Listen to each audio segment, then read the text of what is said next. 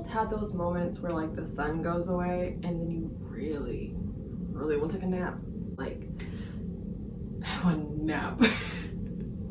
Hello, fellow beings of the interwebs. It is I, the mother bean. What's up? Don't do drugs, kids. Don't. We're here to talk about self-love. Loving yourself, all the pieces, all the parts, internally, externally, the whole package. Because you're beautiful, you're gorgeous, you're worth it. And now we just need you to know that you're worth it. We here, we good, got it, okay. When we hear the word self-love, most of us think about bubble baths and long walks and solo dates and, you know, those self-care days. Be honest with yourself, setting boundaries, all that good jazz. Still, there are some cases where self-love can be easier said than done.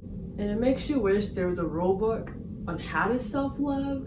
I know for myself, it was an ongoing practice to love myself, and I'm still working on loving myself fully. It can be easier to like yourself, love yourself. You can like your accomplishments, you can like your achievements, you can like, you know, where your hair is one day, you can like your outfits. But still beneath the surface, under all that, liking the aspects of you externally, or like little things, it can still be difficult to figure out how to love yourself unconditionally. As a whole, I've noticed a lot of people don't talk about the 3 pillars of self-love: self-care, self-respect, and self-discipline. Now, self-care is the one that we've all heard about multiple times over. It's meditating, it's massages, the manicure, pedicure. They need to make a male equivalent. They need to make a male equivalent of self-care things. What would be a male equivalent of self-care things? I'm never gonna go there because I don't even know what men like to do in their free time. Every man is different. Every person's different because girls can like video games too. I'm gonna stop there before I get in a deep hole. Self-care comes in, especially when you learn your love language, the way you like to be cared for, and apply that to yourself. Whether your love language is quality time, which is spending time with yourself, physical touch, which is, you know, being soft with yourself, sensual, self-massage. It could be some personal time, or words of affirmation. It could be talking nice to yourself, writing yourself a love letter, writing notes to yourself, having an affirmations jar. Gift getting or receiving can be treat yourself day, you know, go shopping, buy some nice meals, or acts of service, which could be, you know, cleaning up your space, making your house nice and tidy, showing yourself that I care about you enough to make sure that my space is clear. Self-care is treating yourself the way that you want to be treated, loving yourself enough to know what you want for yourself, and get comfortable with what you want for yourself, because sometimes having those things given to you can be uncomfortable. Even doing it for yourself can be uncomfortable, but it's building those small habits, because love is the action word. It has small steps. It's slow building, little habits that build up to create an image of what love is for yourself. It helps to not rely on that love from other people. I do also want to point though, in some cases, it's okay to have other people be that pillar to lean on how to love yourself, on how to have self-care. Like in terms of, you know, self-care being therapy, not, you know, depending on them to show you what love is, but someone to bounce off of and help you learn to love yourself.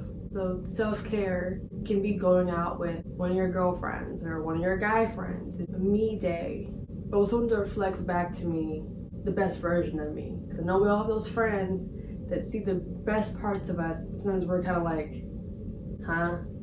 What? Me? Talking about me here? The next pillar is self-respect.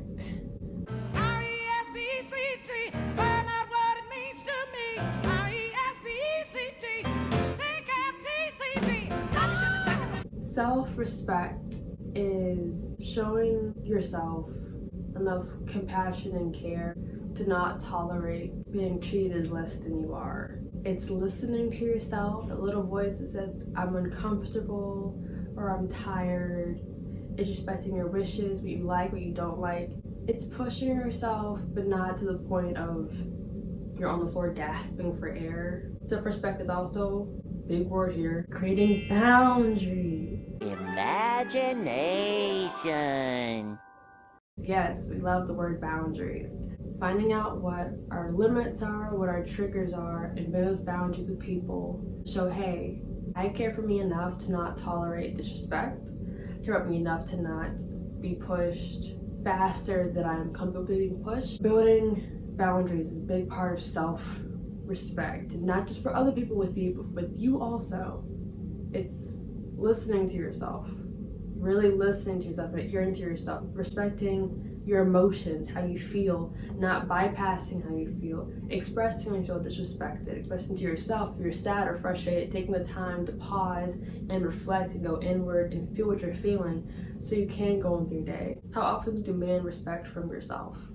To keep promises to yourself, to do what you said you're going to do, prioritizing your needs, both internally and externally. And self-respect is really holding space for yourself, all of it, and not tolerating your own bullshit. And that relates into the third pillar, which is self-discipline. It's making those boundaries and holding firm to those boundaries. It's making a line in the sand and saying you will not pass. You shall not pass!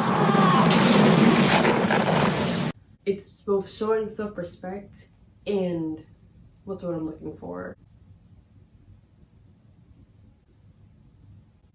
I'm saying adhering to, making sure it gets done, because self-discipline builds trust in yourself. It's trusting your own judgment, trusting that you're going to be there for you. Saying, I'm going to read this book today, and reading it, and then affirming to yourself, I can trust me. It's affirming the belief that I can put myself first. Because love isn't always sunshine and rainbows. It can be the hard stuff too. Be self-reflective, to dig deep, to heal, to build self-love, to reaffirm I am worth everything.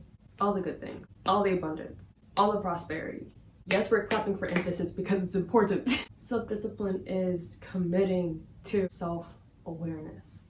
If the self-care is the warm fuzzies, the self-discipline is the Mrs. Trenchbull.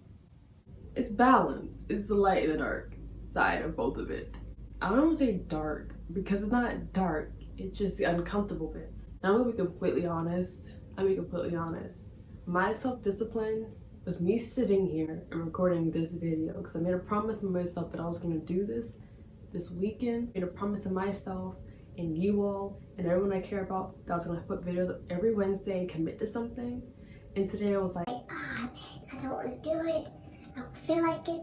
I'm not in the zone, I'm in the headspace. But I sat here and I'm like, you know what? I'm gonna feel so good after it's over. And it's been proving to myself that I can maintain my commitments. I always say that the things I tell you are things that I need to tell myself. Like lessons that I bring here, advice that I bring here, tips that I bring here are all tips that I myself use, that I've had to learn for myself, that I'm still adhering to and working through. I'm still human and going through the process just like everybody else. This is part of the self-discipline that is maintaining a daily practice of commitment to ourselves. Because self-love isn't just, oh, I love myself because I said I love myself. It is taking the actions and the steps to prove to yourself that you love yourself. It is proving to yourself that you can treat yourself the way that you want to be treated. Because I'm not preaching, treat yourself the way you want to be treated so you don't need anybody. Treat yourself the way that you want to be treated so that you will always have the most supportive circle around you. I preach self-love, not in a sense of we're doing this alone, because personally I think the loneliness movement that's going on right now about you don't need anybody is BS. Humans are social species. We need people. But if you don't love yourself, you will always feel alone, surrounded by people.